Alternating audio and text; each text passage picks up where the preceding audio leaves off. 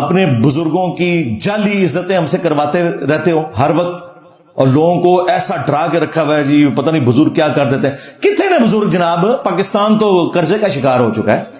ہاں کدھر گئے ہو بزرگ؟ اوپر دیکھے تو سونا, نیچے دیکھا تو سونا, دائیں دیکھا تو سونا, بائیں دیکھا تو سونا.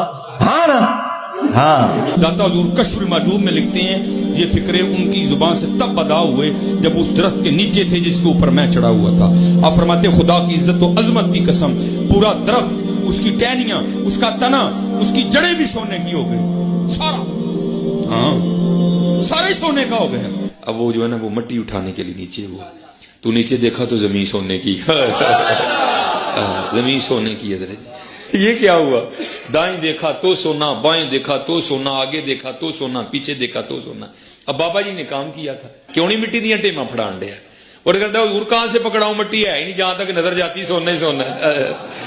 بابا جی ایک سوال ہے بابا جی, اگر آپ ہوا میں سونا نکال سکتے ہیں بابا جی تو دیش کی غریبی کیوں نہیں مٹا دیتے بابا؟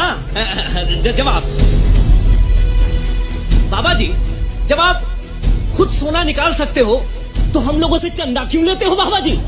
جواب ہریو ہریو ہریو. یہ رانگ نمبر ہے, یہ رانگ نمبر ہے. اور یہ کشف المعجوب میں علی اجویری صاحب نے اپنے پیر بھائی کے بارے میں نقل کیا ہے کہ انہوں نے درخت پہ چڑھ کے دیکھا کہ جو ان کے مشترکہ پیر صاحب تھے ابو الفضل ختلی, ان کے لیے یہ درخت سونے کا بن گیا. اور بھائی کہانیاں اللہ کے بندوں ایسا ہونے شروع ہو جائے کہ اللہ تعالیٰ نے دنیا کو بقدر ایفٹ رکھا ہوا ہے. مجھے بتائیں, تم لوگ تو اوپر نیچے دیکھ کے سونا بناتے ہو, اور صحیح بخاری میں لکھا ہے کہ حضرت ابو بکر صدیق رضی اللہ تعالیٰ عنہ کو جب خلیفہ بنایا گیا تو انہوں نے کہا کہ لوگوں تمہیں خوب معلوم ہے کہ میرا کاروبار بڑا اچھا چل رہا تھا, لیکن آج خلافت کی ذمہ داری تم نے میرے کندھوں پہ ڈال دی ہے, میں اپنے بیوی بچوں کو کہاں سے کھلاؤں گا, کیونکہ میں اوپر دیکھوں تو سونا, نیچے دیکھوں تو سونا, یہ تو نہیں کر سکتا. تو صحابہ کرام نے مشورہ کر کے ایک مہاجر کے برابر ان کا وظیفہ مقرر کیا, اور بخاری کے الفاظ ہیں کہ ابو بکر نظام حکومت چلائیں گے اور مسلمان اس کے بدلے میں ان کے بیوی بچوں کا خرچہ اٹھائیں گے. کتنی گستاخی ہے اس بات کے اندر.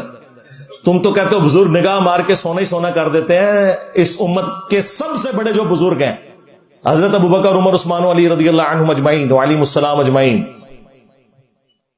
ان میں سے ایک حضرت ابو بکر, وہ اپنا وظیفہ مال غنیمت میں سے, بیت المال میں سے لگوا رہے ہیں کہ بھئی میں نے اب گھر کا خرچہ چلانا ہے, بس اتنا ہی. جدادیں نہیں بنائی انہوں نے, سبسسٹنس لیول کے اوپر. اور تم کہتے ہو کہ جناب بزرگ سونا ہی سونا, اور دوسری طرف آپ کو کہتے ہیں کوئی بڑے سے بڑا غوث بھی ہونا ایک صحابی کے قدموں کی خاک بھی نہیں ہے.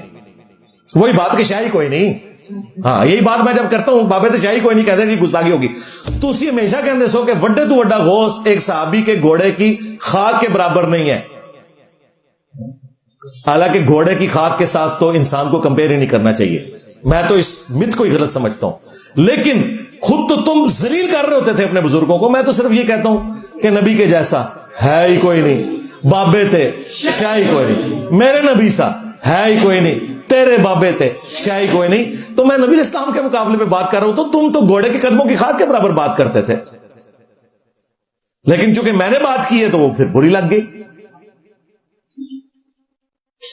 تو خلفائے راشدین کا تو یہ سٹیٹس تھا. اور اس سے بڑھ کر اللہ کے محبوب صلی اللہ علیہ وسلم, ان کے بارے میں سورہ التوبہ کی آیت نمبر 92 میں آیا کہ غزوہ تبوک کے موقع پر جب کچھ آرابی پینڈو بادیہ نشین لوگ حاضر ہوئے, یا رسول اللہ آپ ہمارے لیے کوئی سواری اور سامان کا بندوبست کر دیں کہ ہم بھی رومن امپائر کے خلاف آپ کے ساتھ مل کے جنگ کریں گے.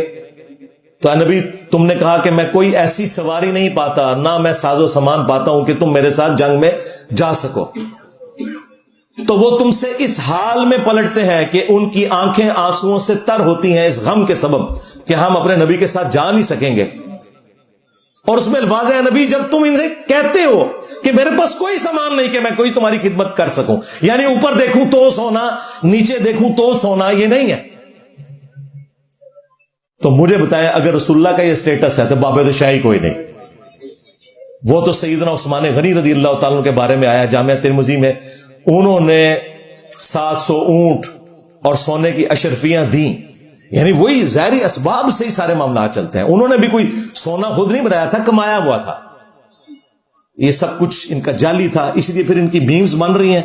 جب میمز بنتی ہیں تو یہ پریشان ہوتے ہیں کہ میمز کیوں بن رہی ہیں. بھائی کرتوت اپنے ٹھیک کر لو, میمز بننا بند ہو جائیں گی.